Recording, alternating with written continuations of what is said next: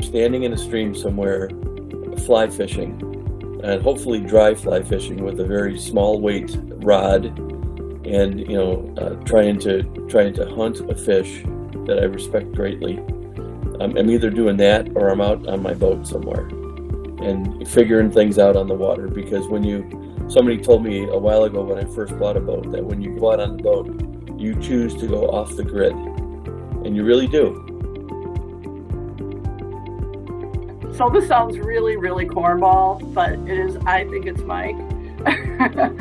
Just because he has given me the best advice ever.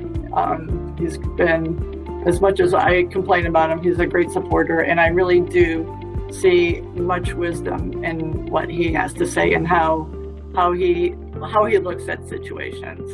And I guess the next person next to that would be his mother, because I feel like she gave him a lot of who he is today. If Brent was here, I would tell him, of course, Bigfoot's. I just saw him last week, But this is the part I can't get over.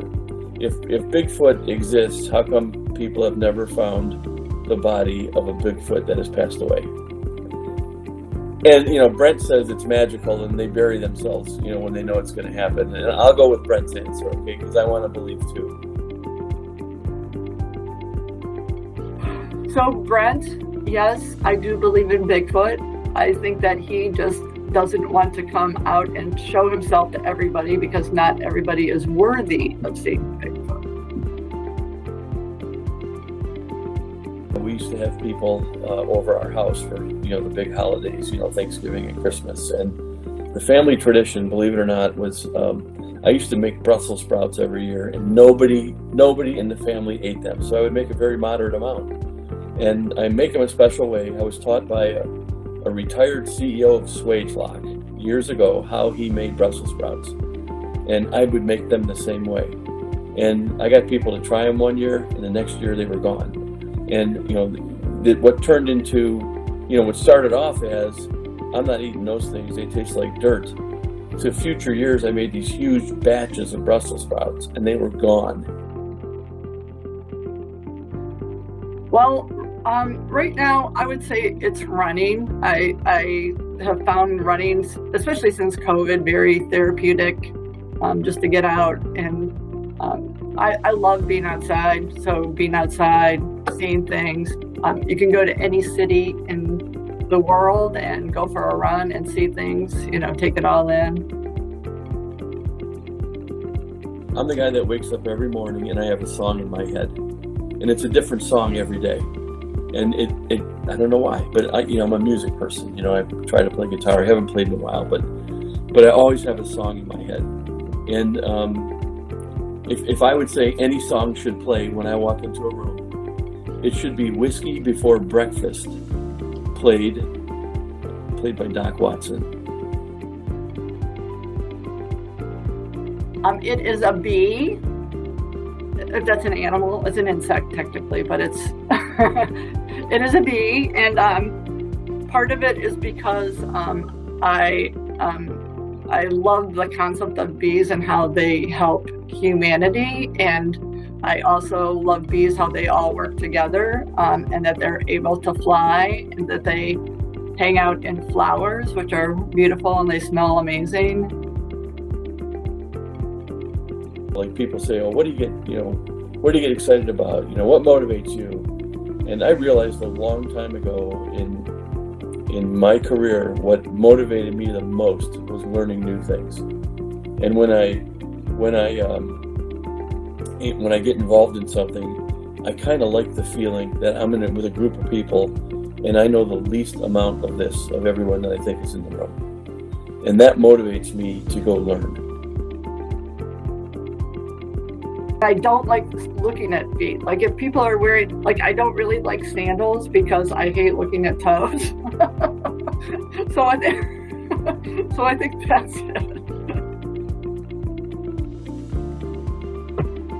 I do think it's entirely possible that there are, beings from other planets with technology that we don't have that could visit this planet. And I also, this will sound crazy, but I think it's possible that our species came from another planet.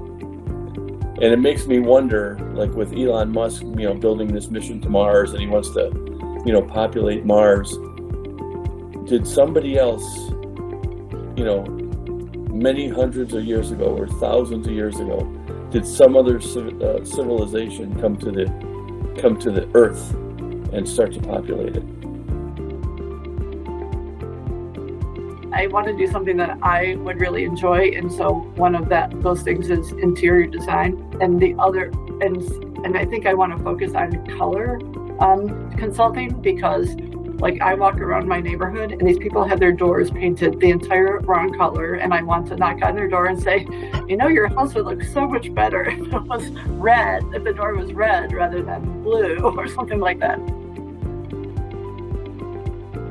First of all, working for your husband, never an easy thing. Trying to make, like I always thought I was the boss. So like him being the boss has always been a challenge. So learning to accept that and just like accept things as they come. I think that I've always been a very focused person, and like just letting things work themselves out rather than me trying to push it. Boy, it's been great to be out in the Northwest. I mean, we picked ourselves up and moved across the country to come out here and own a business that represents the excellence of Swagelok and Swagelok people. And to me, it was like a great culmination of a career that I've had. I had 29 years with Swagelok as a manufacturing company before I came out here, and just to get to know the people out here and to hire people that align with our vision of how we want to have a company that where people like deeply care for each other and really look forward to coming to work, and to help to create that environment at the same time, while to see people demonstrate continuous improvement. Like, yeah, we're pretty good, we can get better, let's go do it. I just love that, and to me it's been just a fantastic almost like a career culminating experience when I look back now.